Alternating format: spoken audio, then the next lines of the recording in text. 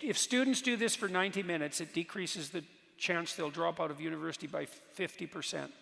So that's how well this works. That's quite something. Okay, so here's the game.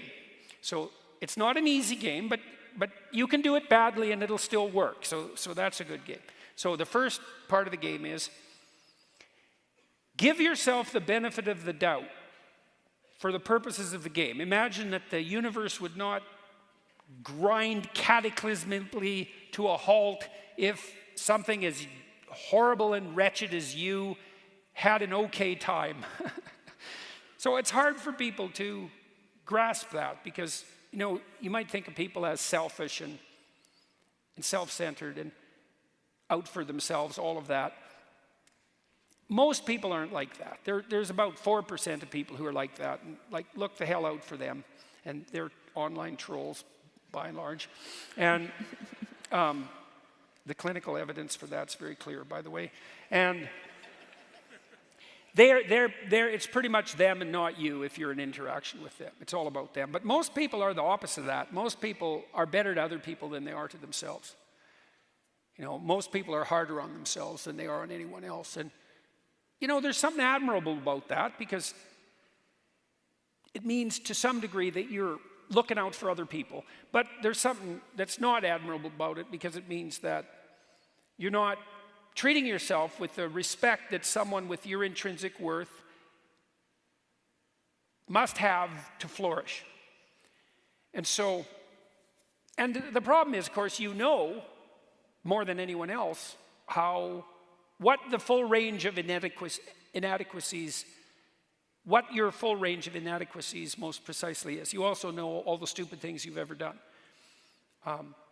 And that's a heavy burden, and it's hard to look at yourself, knowing what you know about yourself, and then think that you deserve anything other than suffering for your sins. And so it's really hard for people to treat themselves like they would. This is something else I learned from Carl Jung. There's this biblical injunction to love your neighbor as if he were yourself. But that sort of presumes you love yourself. Most people are better at loving their neighbors. But it's actually an equation, that rule. It's so the first part of the equation is you should act out the proposition that it's incumbent upon you to strive to put your life together so the best possible thing could happen to you. You should strive to take care of yourself as if you're taking care of someone you love. That's hard because you're trouble. So that's the first part of the game, is you have to play. It's okay, let's admit for a second that it wouldn't be the end of the world if I wasn't being roasted over a slow fire all the time for my iniquities. I'll give myself a break, okay? So that's the first. That's hard. You got to think that through. You got to open yourself up to the possibility that the earth wouldn't crack open and swallow you up if you dared to imagine that things maybe could go okay for you if you did the right thing. And then the next thing you do is you got to ask yourself a question. Ask yourself, whatever that means. It's how can you ask yourself and get the answer if you don't know the answer? And why do you have to ask the question if you could come up with the answer? So you're not really asking yourself, whatever that means. I don't even know what that means. I thought it up. Well, how? Well, how do you think things up? You don't know. Thoughts just appear in the theater of your imagination. They just spring out of the void.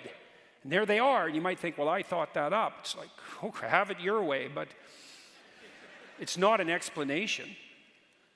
It's a theory. It's a dream that it's you. So imagine you ask yourself a question.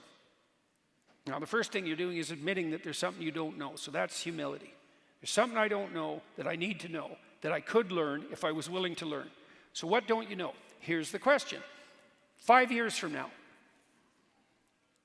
you could have what you need and want, but you have to specify what it is. Now, you don't have to specify it perfectly because as you move towards it, you can improve. You're going to learn along the way, but you got to be aiming in the right direction, vaguely. And then you have to move in that direction to learn what you need to learn as you move in that direction. So then you think, and you have to ask yourself this, and then you have to imagine. It's like, okay, I get to have what I want and need. What would that look like? And maybe you're just stumped then, because it's such a big question. And you've never really asked yourself that. And no one else has ever really asked you that either. And so you don't even know where to begin because you're that lost in the desert. That's a good way of thinking about it. So in this online program, this future authoring program, we break it down into 7 questions for people. My clients used to come to me, my students too, and say, well, I don't really know what to do. What should I do? And my answer was, I don't know what the hell you should do. It's like, you're you. I'm not here to affirm your identity or to deny it. I'm here to help you figure out the pathway forward. But if you don't know what to do, well, here's some guidelines. Don't just do nothing, because you can't. If you do nothing, you'll just get old, and that's something. So there's no doing nothing. So you should do something. What? Well, why don't you do what other people do if you don't know what to do? You start with that. So what other people do? Where do people find meaning in their lives? Well, here's a bunch of different domains. Most people want an intimate relationship. And if you don't, well, you got to ask yourself, what the hell's going on? Are you bitter, resentful, cynical, terrified, betrayed, hurt, traumatized? Or you might be a misanthrope, and you're one of those people who's extremely introverted. Maybe you're extremely introverted and creative, and you just want to go the hell out in the woods and not see anyone and do your creative thing. And it's like, okay, you're 1 in a million. You get a pass. But for most people, that's just complete bloody rubbish. And so people want to have an intimate relationship. Okay, so you admit that, and then you think, well, if I could have that relationship and it was the one I wanted, what would it look like? And that can get very detailed. How would your family conduct itself if you were sitting around the dinner table?